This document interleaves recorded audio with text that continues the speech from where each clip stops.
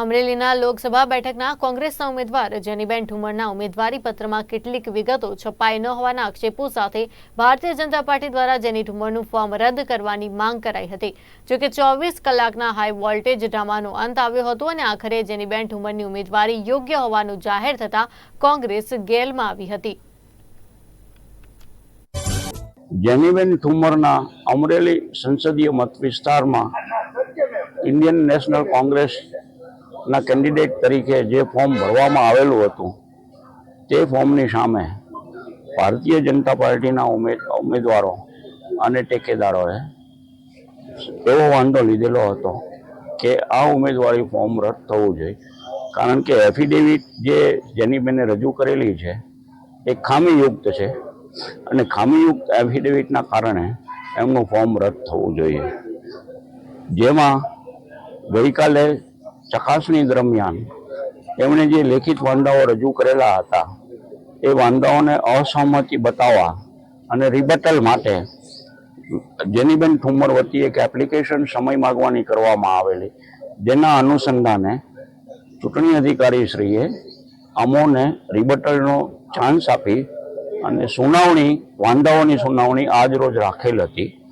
આજે વિસ્તૃત રીતે વાંધાઓ સાંભળવામાં આવેલા છે અને ત્યારબાદ સંપૂર્ણ છણાવટ કરી અને રિટર્નિંગ અધિકારીશ્રીએ પોતાના કારણો સાથે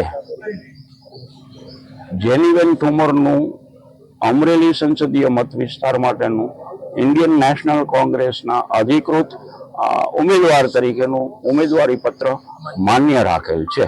કોઈના ઘરે અમે રજૂઆત કરી, અત્યારે હું તમારી સામે રજૂઆત કરું છું, કોંગ્રેસનો પંજો પહેર્યો છે, આ કોઈ આચારસંહિતાનો ભંગ હું કરતો નથી, છતાં પણ આવા નાના નાના ક્ષુલક કારણોસર જે રીતે દબાવ માટેનો હિટલરશાહી રીતે પ્રયાસ થયો છે તેની સામે એક જોમ આપવા માટેનો આ વિજય છે।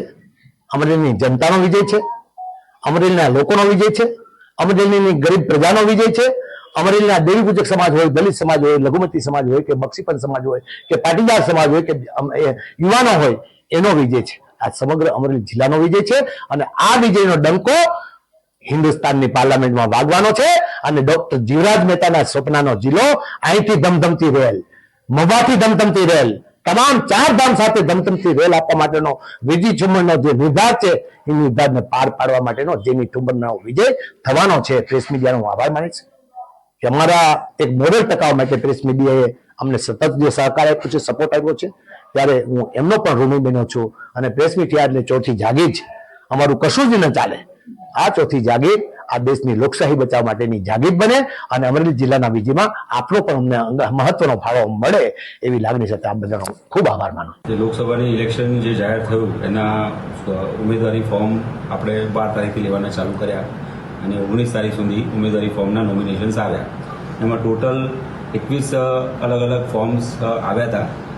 એમાંથી 7 ફોર્મ્સ છે જે રદ થવાના પાત્ર હતા તે રદ થયા છે અને 14 ફોર્મ માન્ય રહ્યા છે। એ 14 ફોર્મ માન્ય રહ્યા એમાંથી ટોટલ હવે આગામી લોકસભાનું ઇલેક્શન છે એમાં 9 ઉમેદવારો કોન્ટેસ્ટ થશે। એમાં અલગ અલગ પાર્ટીઝ અને અપક્ષ તરીકે ઉમેદવારોની નોંધણી થઈ છે। એમાં ઉમેદવારની ખાસ અપક્ષ ઉમેદવારની વાત કરું તો જયરામભાઈ પરમાર, ચૌહાણભાઈ પ્રિતેશભાઈ, ચૌહાણ પ્રિતેશ, બાવકુભાઈ અમરુભાઈ, ભાવેશભાઈ જયંતિભાઈ નાક અને પૂજાભાઈ બાબુભાઈ દાપડા, આ અપક્ષ ઉમેદવારી આ લોકોએ નોંધાઈ છે અને એમના ફોર્મ માન્ય થયા છે। જે રાષ્ટ્ર અને રાજ્ય કક્ષાના માન્ય રાજકીય પક્ષ સિવાયની જે પાર્ટીઓ છે એમાં વિક્રમભાઈ વીરાભાઈ સાંકળ જે ગ્લોબલ રિપબ્લિકન પાર્ટીમાંથી છે તેમનું ફોર્મ સ્વીકારવામાં આવ્યું છે અને ભાજપની વાત કરીએ તો ભરતભાઈ મનુભાઈ સુતરિયા જે ભાજપના મુખ્ય ઉમેદવાર હતા તેમનું ફોર્મ સ્વીકારવામાં આવ્યું છે, તેથી એમના જે સબસ્ટિટ્યૂટ ઉમેદવાર હતા હિરેનભાઈ હિરપરા તેમનું ફોર્મ રિજેક્ટ કરવામાં આવ્યું છે। ઇન્ડિયન નેશનલ કોંગ્રેસની વાત કરીએ તો વિરજીભાઈ ઠુમર જે સબસ્ટિટ્યૂટ કેન્ડિડેટ હતા, મુખ્ય ઉમેદવાર જેનીબેન ઠુમરનું નામ મંજૂર થતાં ફોર્મ સ્વીકારાતા વિરજીભાઈ ઠુમરનું ફોર્મ અસ્વીકાર કરવામાં આવ્યું છે। આમ કુલ ટોટલ 14 માન્ય જે ફોર્મો હતા એમાંથી 7 ઉમેદવારોની દાવેદારી સ્વીકારવામાં આવી છે અને હવે આગામી ઇલેક્શન્સ જે આપણે 7 તારીખે છે તેના માટે હવે આ તમામ ઉમેદવારો પ્રતિસ્પર્ધામાં રહેશે અને ચૂંટણી માર્ગદર્શન પ્રમાણે આગળની આપણે ઇલેક્શન પ્રોસેસ થશે।